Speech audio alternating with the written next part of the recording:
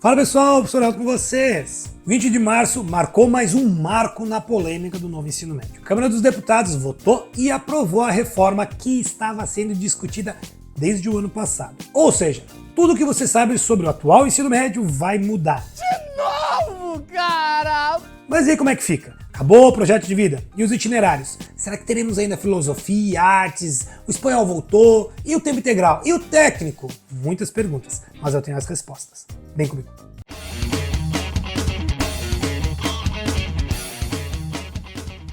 Eu falo sobre o novo ensino médio desde 2020 aqui no canal. Quando a reforma começou a ser pensada lá em 2017, eu era um dos que era a favor. E eu não tenho nada a ver com política, viu? Sei. É que eu acredito num ensino que seja mais engajador, que leve em conta o próprio estudante, suas vontades, capacidades, inclinações. Muitas redes já usam modelos assim. Na verdade, essa é a base dos modelos educacionais em quase todo o mundo. Estados Unidos, Inglaterra, Argentina, Japão, em todos esses lugares, os estudantes têm ensino em tempo integral e escolha de quais matérias eles vão se aprofundar. E essa era a ideia que eu via quando eu vi a proposta do NEM, mas na prática foi ridícula. Como sempre no Brasil, buscamos o caminho mais burro para resolver problemas complexos e criamos os itinerários formativos, que destruíram a ideia de escolha dos estudantes e criaram verdadeiros monstros sem sentido para a comunidade, para professores e principalmente para os estudantes. E o pior, retiraram muitas horas das matérias tradicionais e jogaram professores sem formação adequada aos leões dos itinerários. É verdade. Agora isso vai mudar. A reforma dá 2 passos para trás na tentativa de daqui a pouquinho dar 3 passos para frente. Mas eu que não vou pôr a minha mão no fogo, então não vou dizer que tá perfeito não. Afinal, apesar de eu ter gostado das mudanças, ainda faltam alguns detalhes que vão ser jogados aqui nas costas das redes, tanto estaduais quanto municipais. E a gente sabe, a grande maioria delas adora fazer merda. Simplesmente são incompetentes para criar algo simples e que funcione. Coisa que era só deixar os professores livres para criar, que eu tenho certeza que sairiam coisas incríveis. Mas vamos ver como é que ficou essa reforma? Antes, claro, eu preciso te pedir, tá? Curte o vídeo. Assim o YouTube vai entender que o conteúdo é sim relevante. Se está chegando agora, bem-vindo ao canal Prof. Elton. Aqui eu falo sobre planos de aula, plano de carreira, dicas, tutoriais e sempre trago as notícias do mundo da educação em primeira mão para vocês. Por isso já se inscreve no canal e ativa o sino das notificações. Assim você fica por dentro de tudo que rola aqui no canal Prof. Elton e no mundo da educação. Compartilhe esse vídeo lá no grupo da sua escola. Assim você ajuda o pessoal a entender como tudo vai mudar para o ano que vem. E comenta aqui pra mim, você está dando aula dentro do seu componente de origem ou você está só com os monstros dos itinerários? Eu vou deixar aqui na descrição para vocês o download do projeto que foi aprovado na Câmara. Assim vocês vão poder ler ele na íntegra e ver tudo o que mudou. Mas eu vou tópico por tópico falando do que realmente importa para nós. Carga horária. Atualmente, a carga horária para o ensino básico é de 800 horas anuais no fundamental e 1.000 horas anuais no ensino médio. Isso continua sem alterações. Antes da BNCC, a carga horária obrigatória do ensino médio era de 2.400 horas dividida em 3 anos, ficando então em 800 horas por ano divididas em 200 dias letivos, ou seja, 4 horas por dia.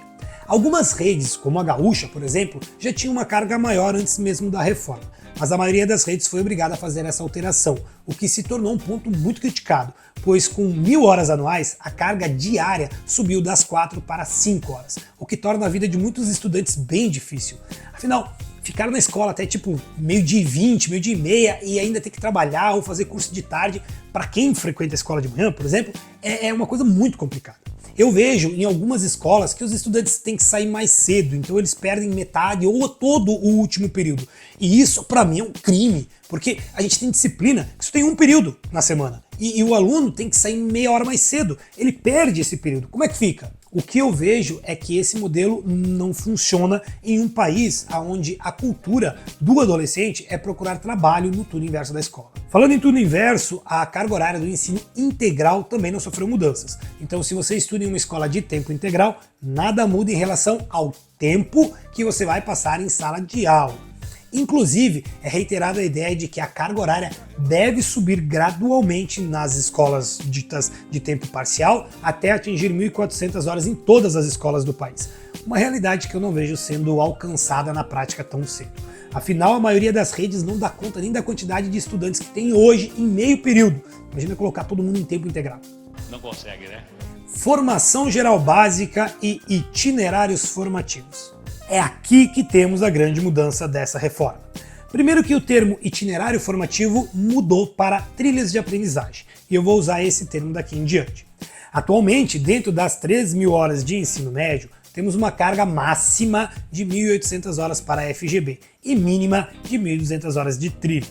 Com a reforma, vamos ter uma carga horária máxima de 2.400 horas para a FGB e mínima de 600 para as trilhas. E eu tô soltando fogos de felicidade após isso ter sido aprovado. Isso reduz o protagonismo? Sim. Porque teremos mais horas de aulas obrigatórias e menos escolha. É verdade. Mas como eu disse, 2 passos para trás para tentar 3 passos para frente depois. Retornando a essa carga horária de 2.400 horas da FGB, que é a formação geral básica, vamos ter o retorno de conteúdos, que ficaram muito reduzidos.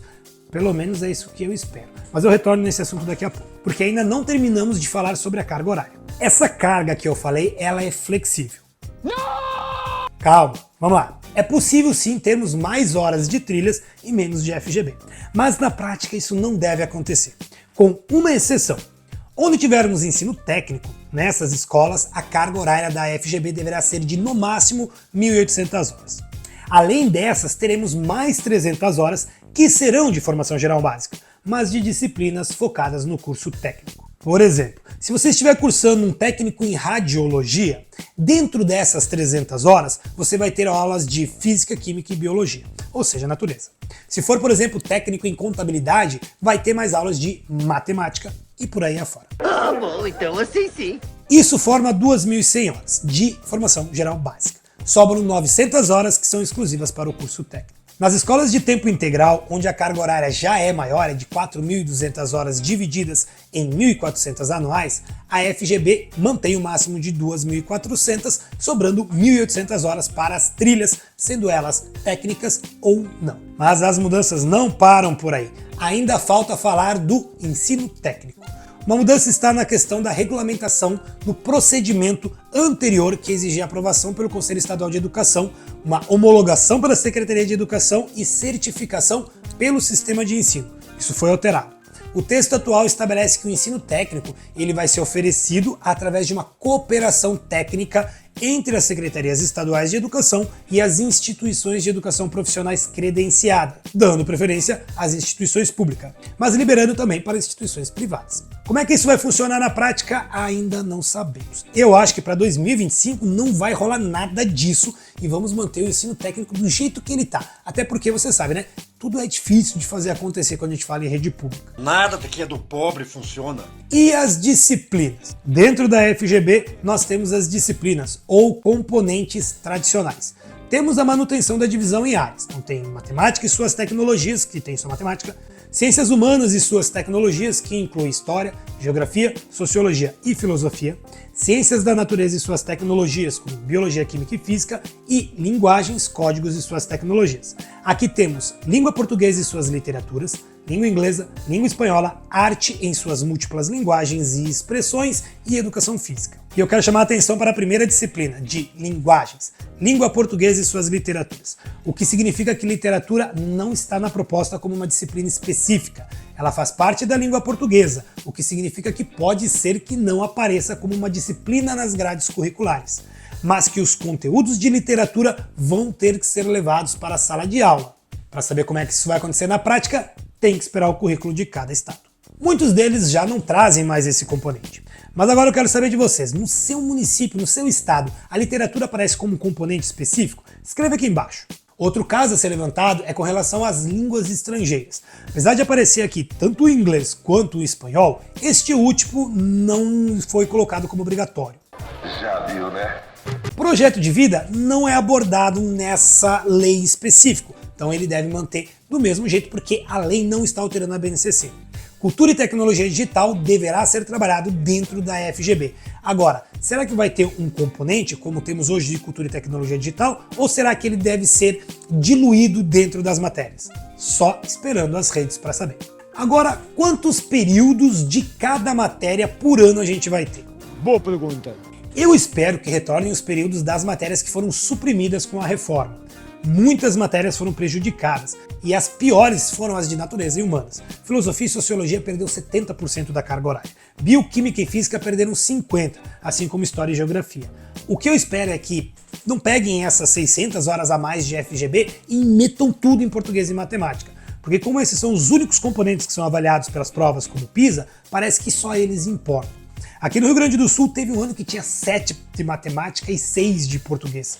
E nenhum de educação física, e não tinha filosofia e não tinha química. Para mim isso é um absurdo. Eu espero que o Conselho Nacional de Educação sente sobre esse assunto e traga uma carga mínima por componente. Trilhas de aprendizagem. E esse é um dos pontos mais controversos. Como eu já disse, a parte diversificada teve uma redução de 1.200 horas para apenas 600, o que é muito bom. E apesar de não termos um valor por ano, eu acho que eles vão dividir 200 horas para cada ano do ensino médio. O que vai dar mais ou menos 5 períodos por semana de trilhas de aprendizagem. E essas trilhas também mudaram. Antes, cada rede inventava lá a sua mosca branca, fingindo incluir diversas áreas em uma trilha, fingindo que elas conversavam entre si e fingindo que se trabalhava de forma interdisciplinar. E fingindo que isso importava para os alunos. Agora temos já determinado as 5 trilhas. Uma delas é o técnico, então já tiramos fora. Já falei sobre ele. Agora, onde não tem técnico, teremos 2 trilhas, no mínimo, para escolha. E elas serão de acordo com as áreas. Cada trilha vai ter 3 áreas. Trilha 1, Linguagens, Matemática e Ciência da Natureza. Trilha 2, Linguagens, Matemática e Ciências Humanas e Sociais.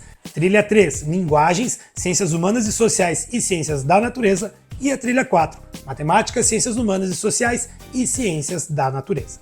Na prática vai funcionar assim. Qual é a matéria que você odeia? Matemática. Então você escolhe a trilha 3. Ah, mas você não suporta história. Então vai na trilha 1. E assim por diante. Agora, o que falta a gente saber sobre as trilhas é como elas vão funcionar na prática. Vou especular aqui, tá? Veja só, eu acho que se a gente vai ter 3 áreas e 5 períodos por semana, vamos pegar 2 períodos para a área 1, 2 para a área 2 e 1 para a área 3. Depois, no segundo ano, a gente faz um rodízio e no terceiro faz de novo. Ali dentro vai ser necessário fazer algum projeto voltado para a interdisciplinaridade e para alguns focos, porque temos determinação disso em lei. Aqui terão que ser trabalhados aqueles pilares do ensino médio, aqui entra o aprender a fazer, as questões socioemocionais e tudo mais que eu já falei em vários vídeos aqui no canal. Pode ser que o projeto de vida entre dentro dessa parte de trilhas. Vamos descobrir porque não está sendo falado isso na lei atual. Notório saber. Apesar de ter sido retirado da pauta da reforma, o notório saber continua sendo permitido em casos específicos. E eu já falei, eu já esmiucei esse tema aqui, é tema batido, tá aqui no card, vai lá. O que você precisa saber é que ninguém que estudou arquitetura pode dar aula de matemática. Vai no vídeo e assiste, porque isso não mudou, com relação a isso, não mudou nada. A reformulação do Enem para se alinhar ao novo ensino médio deve ser concluída somente em 2027. Então a avaliação vai incluir questões sobre a formação geral básica, que vai ser ministrada presencialmente, mas também vai poder ocorrer ali online em situações específicas. Além, claro, de também ter questões relacionadas às trilhas. Mas, se você já está no ensino médio, continue estudando no modelo atual, que vai dar certo. Ou será que não? As mudanças estão aí, mas é importante manter a calma e esperar pelas reações das redes de ensino, pois elas têm esse papel crucial que é pegar isso e trazer para a realidade. Apesar de já ter sido aprovada pela Câmara dos Deputados, esse projeto ainda precisa passar pelo Senado e depois receber o aval do presidente. Mas, dado aquele amplo acordo sobre a necessidade da reforma, sobre os temas como é que foi, eu não acho que vai ter alteração nenhuma, vai passar a toque de caixa no Senado e vai passar também rapidão pelo presidente para poder chegar nas redes e aí sim a gente vê como é que vai acontecer. E se você achou que essa é uma informação valiosa, então dá o seu like agora e se inscreve no canal para ter mais atualizações sobre esse tema e muitos outros. Eu quero saber o que você pensa sobre essas mudanças no ensino médio. Deixe seus comentários aqui embaixo. Forte abraço e se cuide.